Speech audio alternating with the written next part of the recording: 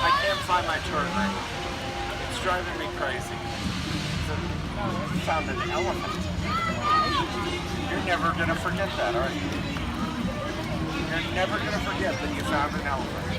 That's the best thing about it. Is this going live to anybody right now? No.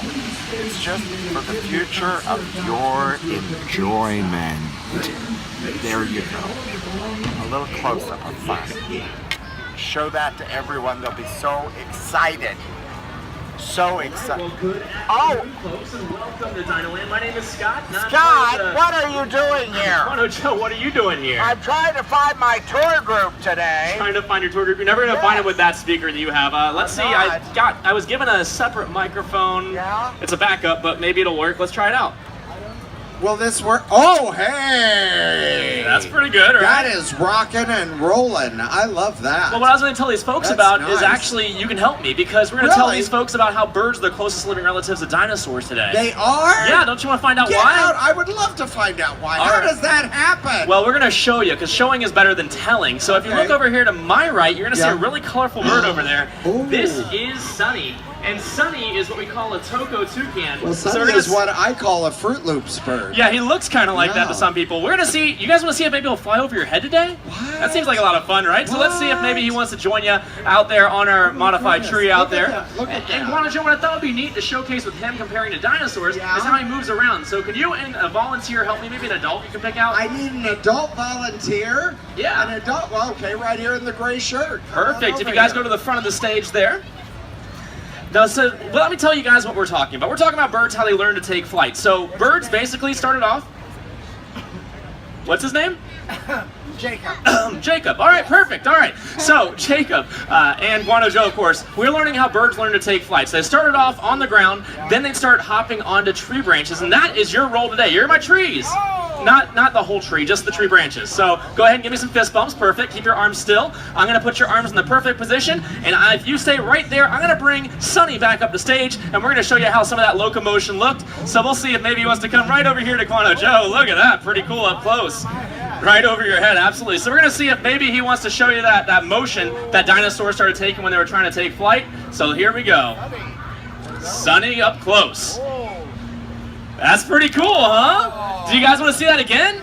This time, how about you guys count off so that way we can see how many hops he's really doing. Let's try that out. Here we go. Come on, Sunny, you can do it. He's thinking about it. I know. 1, 2, 3, 4, 5. Round of applause for our volunteers. Excellent job, Jacob. Excellent job, Jacob, indeed. All right, we're going to fly one more time. Let's see if he wants to go that way. Whoa. Oh, that's pretty cool, right? Seeing that up close, seeing that locomotion. That's really incredible the way but his beak is so big. It's almost as big as his body. Yeah, he looks like he'd be really top heavy, but the secret is that beak is made of the same stuff our hair and our fingernails are made out of. So it makes it a lot lighter than it appears. So pretty cool to say the least. That's neat. Something else that's pretty neat though, since you were talking about his beak, is that there are a lot of different types of snouts out there in the dinosaur world. Think about some of the meat eaters versus some of the herbivores, so to speak. And so they have different types of snouts. That would be like a vegetarian. Yeah, they eat the plants, absolutely. Now, there are different types of birds that have different types of beaks as well. And in fact, if you go to the cold regions, you would actually find a parrot that has a really weird looking beak compared to the parrot. Wait, hold on. That's crazy talk. A parrot in a cold region? Parrots are always in hot jungles. Well, that's what people think of, and that's what they think of with the dinosaurs. They think of dinosaurs only in the hot jungles, but they moved all around, somewhere in grasslands, somewhere in the tundras, so to speak. So it's really neat to talk about how these different types of birds would be found in different locations. So what I thought would be neat is to show you a bird that you'd find in those colder environments. You guys want to meet one of those birds today? Yeah. All right. They're a really unique bird. They're called a Kea. A Kea? Yeah, Kea, K-E-A. And if you look down the pathway where Sunny just came, you're going to see that it's not Sunny any longer. This is actually Ike, and Ike is called a Kea. And we'll see if maybe Ike wants to fly up towards the front of the stage for us today. Make himself a little lighter first. Look how green he is. Pretty cool, huh? Yeah, mix him with those fir trees. Now, the neat thing about him being green is he also has some orange. Let's see what that might look like as it goes over your head. Yeah. Now, how many of you got a chance to go to the boneyard today and play around digging for bones? It's a lot of fun if you haven't, especially if you have some younger travelers with us today. So what I'd recommend is actually going there and discovering your own bones around there. But Ike here, he has a beak that's well equipped for digging around to find things like bugs and tree bark, but he has his own version of the boneyard that does the exact same thing. So let's see if maybe he can show you how that works. He found a tool. He does find tools, absolutely. Very cool to see that up close. I'll hang on to that for some safekeeping. Let's see what else he can find. Really dig around. Use that beak. Show him what you're talking about. You find some bones in the boneyard. That makes a lot of sense, absolutely. Now, the neat thing about these birds, though, is they are incredibly smart, and being so smart does come with a burden because that gets them in a lot of trouble. If you want to come back up here, Ike, it'll be a lot easier for everybody to see you. But the thing that gets them in a lot of trouble is people go backpacking in New Zealand, and they leave their backpacks on the ground, they go into them, they get their maps, they get their food. What? He's got somebody's bottle. Is that yours? I'm so sorry, ma'am. Ike, you need to take that water bottle back to that nice lady. This is not funny. Ike, she is over here. What are you doing? Come back, please. You can't just take a bottle like that. What? No way. No way! Get out!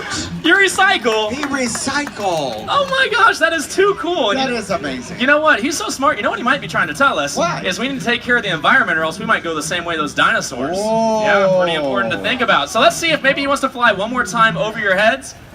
There he goes. Or over that way as well. That was Ike Arkia. That is amazing. And what an interesting beak he had. Yeah, he has a really incredible beak. Now his diet, what you said it's like what? Grubs? Yeah, he'll eat mealworms and bugs and things like that. And dinosaurs, obviously, we talked on a little bit. Yeah. Some ate meat, some ate fruit, like Sonny did.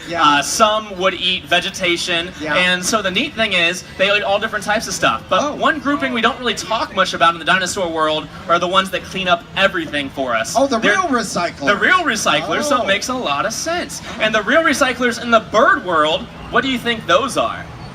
Vultures. Anybody a fan of vultures out there? Oh, hey. Do you guys think it'd be really cool to meet a vulture today? Ooh. Yeah, that way we can talk all about how some dinosaurs literally were the ones that were out there cleaning up for us. And you might be surprised to find out which ones those were. So let's meet him. His name is Raylan.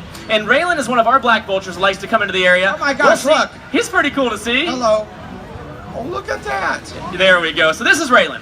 And Raylan is pretty cool. Now, the neat thing about Raylan is his closest dinosaur ancestor would be the T-Rex. Really? We think T-Rexes are the ones that scavenge. And this is really cool too. Look how wide that wingspan is as he hops over your head.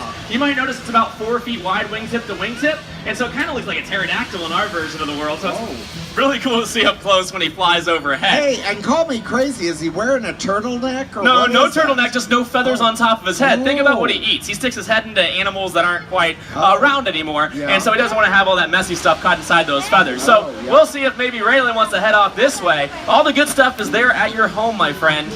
You want to come down there where Mr. Corey's at? Look at his feet.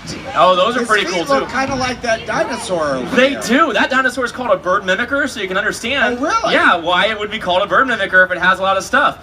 So He's flying back. there's to the nothing tree. over there, buddy. You got to go over this way. I don't know. My tour group's over there. Tour group, look alive.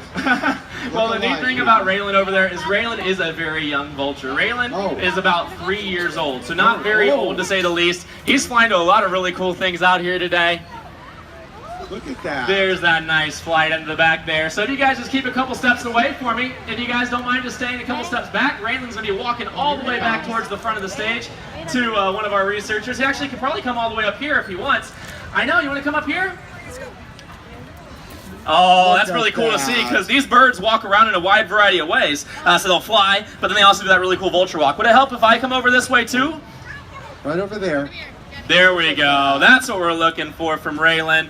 Yeah, all the good stuff's back with Corey, I promise. And that's Raylan, our black vulture. Wow, that was cool. And what an unusual beak he has. Yeah. That's to tear meat and stuff Absolutely. like that. He'll use those feet we were talking about to step on his food and then tear it apart with that really strong beak. Yeah. Oh. Now, the neat thing is other birds have different types of beaks. We talked about different dinosaurs with their snouts, but we didn't talk about the different birds. We talked about Ike having that curved beak. We talked about that beak being used to tear its food apart. But there are some bird beaks that are out there used to probe. And that's what I wanted to talk about next. But I need the help of a volunteer to show this off. So get me a volunteer tall enough to see over this. A volunteer, young lady right here with the Hello Kitty. Come over here. All right, right around the Guano Joe over there to that side. What's your name? What's your name? L? This is L. Round of Give applause for a big L, round of everyone. applause. L, I'm going to have you go right up those Come right up stairs, these right up steps. the sky. You can stand right on the side of this crate here. So today we're going to talk about some ibis. And ibis are some really cool birds that over thousands of years have evolved their beaks to get longer and longer. And what they use them for is to probe into the ground and find things like mealworms and every once in a while fish. So today you're going to be one of our resident ibises. Have you ever used an ibis beak before? No, you can't say yeah. It works just like chopsticks. You can dig into the water here and try to get one of those fish out and put them in the coconut. So since those ibis have had thousands of years as a species, you get one try. Cheer her on. She can do this, right, guys? Oh, you can do it. Look at that. Look at that. Oh, she's a natural, and you are trained. That is wonderful. are. So now we're going to make it more of a competition because we're going to be joined by another ibis. You can take your ibis beak back, and I have 8 fish in my hand now that are going to go into this aquarium. You have 8 fish in yours, and we'll see who can fish faster. You think you're up for that challenge? Yeah, you guys think she's up for the challenge? I'm cheering for L. Oh, you can cheer for the humans, you can cheer for the birds. It's your choice, but let's meet your competition, and when I say go, we'll get started. Your competition, called a Hadada ibis, his name is Boss. So let's meet Boss. He's coming out of the jungle from behind me. Get ready, because when I say go, we'll get started. On your mark, get set, go! Cheer him on, folks! Go, L! Oh my, he's going pretty quick. And L, you got this, L. You can pick it back up. You're fine. Keep going, so we got about 4 more fish, 3 more fish on this side, about 5 fish on this side, 1 more fish. You can do it, L. You can do it, L. And we have a winner. It is Boss. Oh, L, that was L, so you did close. a great job. Round of applause for L. She was very brave for coming up here today. You can go right down there to Guano Joe. You only had 2 fish left, it looks like. L. So head right down to Guano Joe over for me. here, right Thank you over so here. much. And the rest of you now know that actually birds and dinosaurs have a lot more in common than you probably imagined when you first started. And so now that you head back out into the Dinoland, look up towards the skies. You never know what you'll see, but remember, every time you see a bird, you're seeing a living, breathing dinosaur. Get so out. Enjoy the rest of your time with us here in Dinoland and have a wonderful rest of your day. Have a dino day, everybody. Come on.